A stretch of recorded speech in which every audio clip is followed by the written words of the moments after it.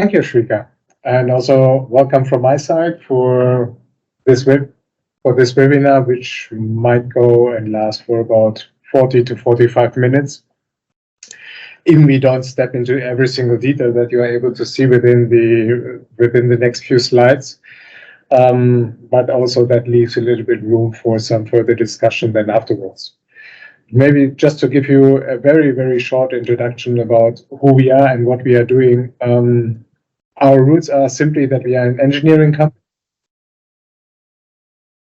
founded almost 20 years ago in Germany.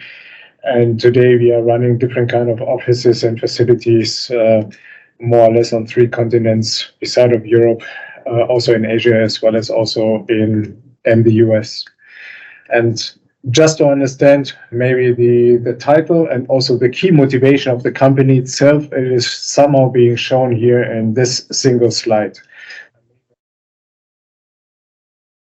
This was never to say we want to do just process simulation or we want to be another company doing FEA. Our key motivation from the very first day was always to close this kind of gap.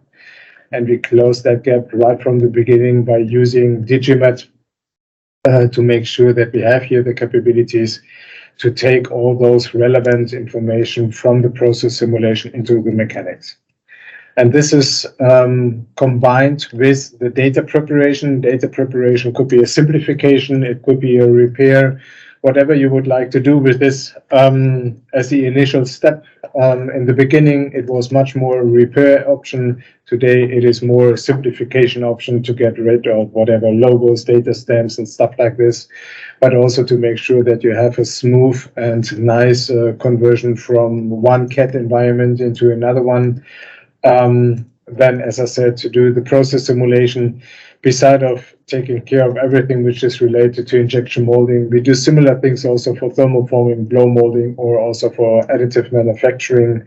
And then we are going to convert those information into the structure mechanics where you can run explicit, implicit simulation, as well as also failure up to fatigue.